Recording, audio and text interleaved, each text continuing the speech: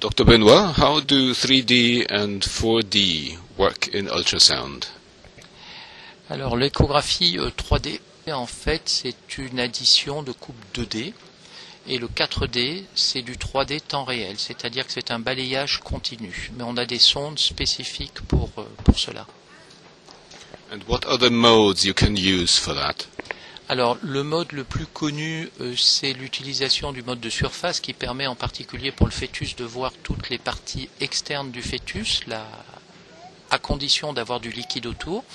Mais il y a d'autres modes qui sont intéressants, en particulier ce que l'on appelle le mode maximum qui permet de voir le squelette, et aussi le mode inversion qui permet d'obtenir un moulage de toutes les cavités, donc de faire des reconstructions de toutes les parties liquidiennes.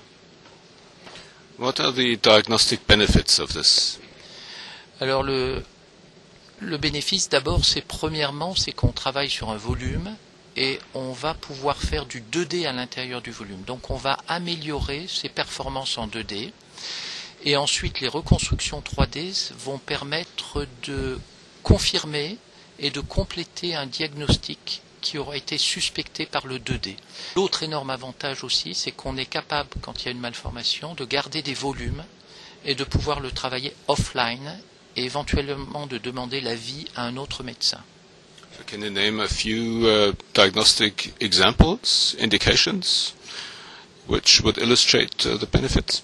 Alors, bénéfice, si jamais on veut regarder l'utilisation du mode de surface, bénéfice, c'est toutes les malformations de la face, en particulier ce que l'on appelle les cleft lip, toutes les morphies faciales, les anomalies des membres, parce qu'on arrive à très bien les visualiser.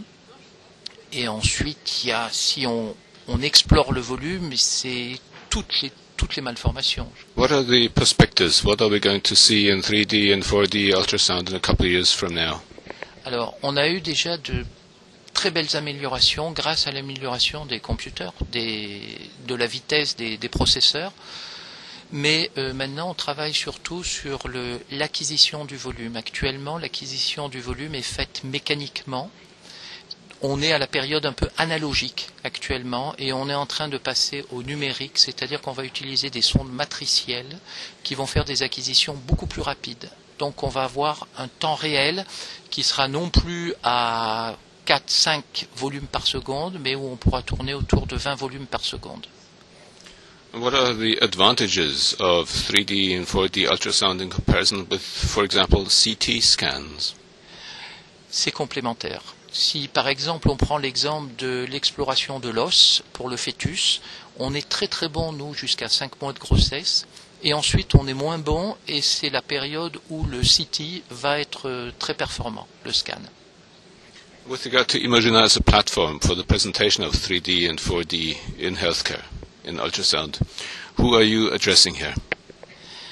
L'intérêt de venir ici, c'est surtout les échanges avec des jeunes, de voir ce qu'ils sont capables de faire, et surtout les échanges avec les autres compagnies et ceux qui travaillent sur le scan et l'IRM, parce qu'ils utilisent des outils qu'on n'utilise pas nous en 3D, et nous à l'inverse on utilise des outils qu'ils n'utilisent pas, et je pense que c'est très intéressant d'échanger nos idées, parce qu'un jour je pense que les outils seront communs aux scanners, IRM et 3D, échographie 3D.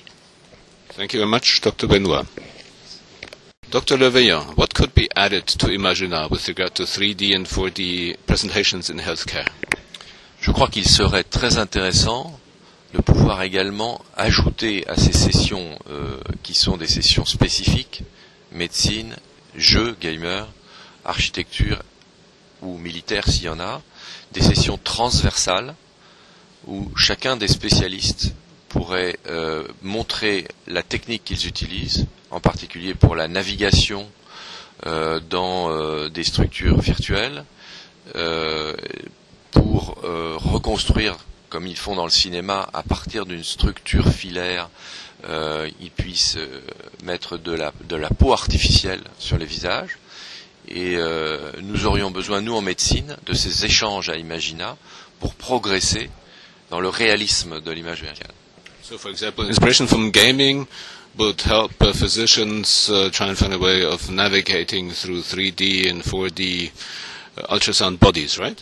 Oui, il serait intéressant par exemple d'utiliser les logiciels des jeux vidéo pour naviguer dans le cœur du fœtus et de pouvoir visualiser les malformations de l'intérieur.